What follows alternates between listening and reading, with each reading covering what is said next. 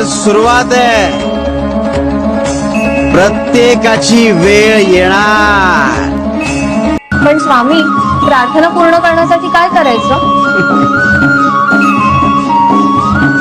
निर्मळ मनानं आणि श्रद्धेनं आमचं नाव घ्यायचं. मग प्रार्थना न करता इच्छा पूर्ण.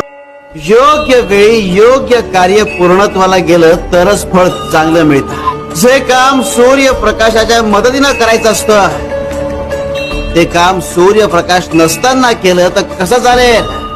आमच्या प्रत्येक भक्ताच्या आयुष्यात ती योग्य वेळ येणार, आम्ही ती आणणार. घेऊ नकोस, मी तुझ्या पाठीशी आहे.